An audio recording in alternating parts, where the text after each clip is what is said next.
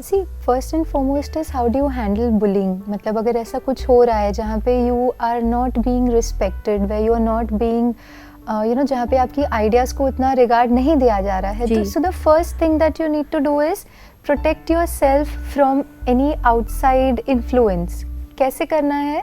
जैसे एक दिया होता है, राइट? जब हम दिए को जलाते हैं तो अगर कोई हवा आती है, कुछ आता है, तो हम क्या करते हैं? इमीडिएटली उसको प्रोटेक्ट कर लेते हैं, है ना? उसके हम हवा को नहीं रोक सकते, लेकिन हम क्या कर सकते हैं? हम उस दिए को के आसपास वो प्रोटेक्शन शील्ड बना देते हैं, दिया ना बुझ जाए, दिया ना बुझ जाए. अब ये दिया है हमारे अंदर का दिया, हमारे अंदर की वो जो लाइट है उसका दिया. अब उसको कैसे प्रोटेक्ट करें?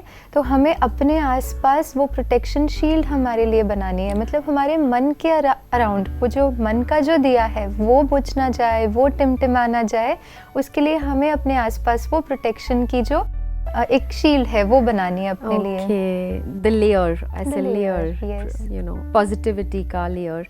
वो किस तरह से बनाएंगे? हाँ जी, तो जैसे अभी क्या हो रहा है right now, what is happening is situation है कि उन्होंने कुछ दे आर बुलिंग और they are doing something and that may affect my state of mind. वो मेरे मन को थोड़ा कभी कमजोर कर देता है पूरी तरह से. एक्चुअली एक बच्चे का सेल्फ कॉन्फिडेंस ही पूरा लो हो जाता है अगर वो अच्छा आइडिया कोई दे रहा है, कोई अच्छी बात कह रहा है, but there are certain people अपने आप को सुपीरियरिटी कॉम्प्लेक्स जिसको हम कहेंगे, उनका भी ये हो सकता है. और फिर जो दूसरा है उसमें इंफीरियरिटी कॉम्प्लेक्स है, तो बैलेंस ही नहीं है. और वो प्रोजेक्ट के ऊपर भी, वो उस चीज़ के ऊपर भी असर करता है. वो ठीक से हो ही नहीं पाता ना, बिकॉज संगठन में जो हो सकता है, मिलजुल कर जो काम हम कर सकते हैं, यूनिटी इज पावर, तो वो तो है नहीं.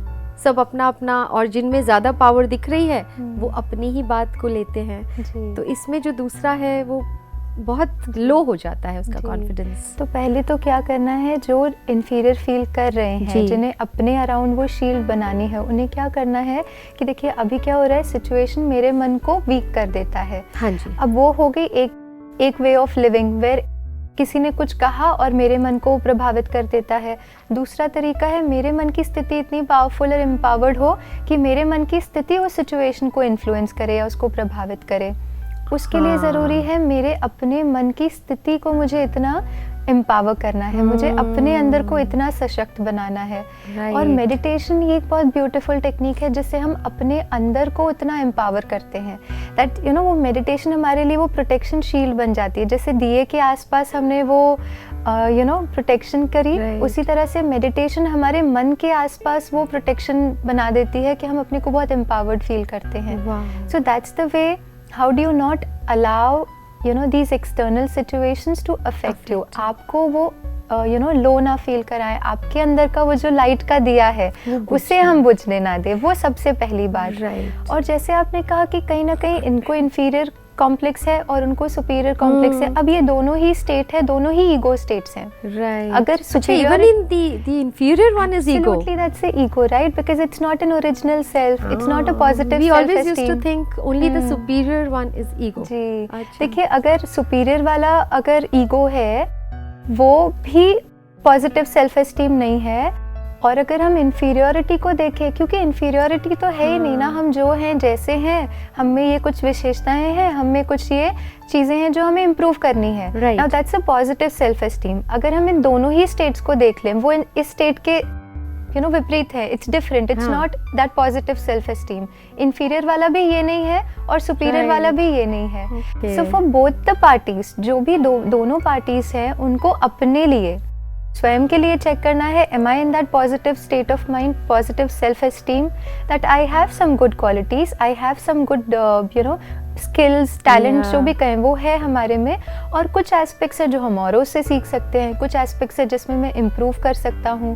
That's a positive self esteem. Okay. और ये इसके अलावा अगर सुपीरियरिटी और इन्फीरियरिटी दोनों ही है तो समवेयर इट विल मेरी जो जर्नी है जहाँ पे I have to work with people around, ये दोनों ही स्टेट मुझे बहुत वल्नरेबल कर देंगे कि मैं स्टेबल नहीं फील कर पाऊँगा. इसीलिए what spirituality does is it brings us back to our self esteem, which is a positive self esteem. Who am I? I am a being. I have these qualities, these good talents, all of that जो मैं हूँ. Okay.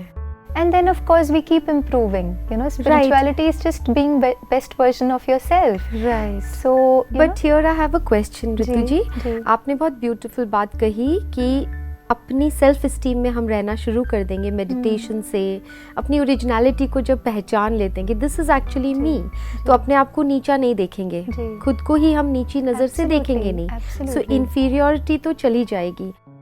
But अभी एक practical बात है, हाँ जी, कि मैं अब ठीक है, कोई डिस्कशन हुआ, उसमें मैंने भी अपना आइडिया रखा, दूसरों ने भी रखा, अब वो सुपीरियरिटी कॉम्प्लेक्स में तो है ही, अभी उनको तो ये नॉलेज नहीं है, मुझे मिल गया कि okay I have to be in my originality, तो मुझे बुरा नहीं लगाना, मुझे हर्ट नहीं होना कि मेरी आइडिया को नहीं एक्सेप्ट कर रहे हैं ये लोग, तो अंदर से तो मैं हो गई शांत। Okay, I am not feeling now, that's another question actually, कि अंदर से मैं शांत हो गई, I am fine, but the thing is now my idea is actually good and I know it's good and it's going to help everybody, even the people who are not right now listening to me, उनके लिए भी तो ये finally अच्छा है, तो बात मानी ही जानी चाहिए अगर वो सही है, तो उसके लिए क्या solution? See very beautiful question, in fact I will tell you एक अनुभव मेरा जो अपने मेरे अपने स्टूडेंट्स के साथ रहा है।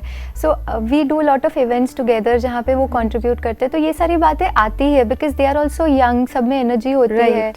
So one of the beautiful things that you can do and I have seen some of my students doing it is कि आप फिर भी अगर सामने वाला वो सुपीरियरिटी में है भी, तो भी इन द मीटिंग, जैसे if I am a part of that meeting, if I am a mentor for that group and I am a part of that meeting, तो एक राइट फोरम में आप अपनी बात को in an assertive way, not with aggressive, हाँ, not aggressive, not submissive कि मेरी बात कोई सुनता ही नहीं है, वो नहीं, और ये भी नहीं कि अच्छा वो मेरी कोई सुनना नहीं है तो सुनना ही पड़ेगा, वो भी नहीं।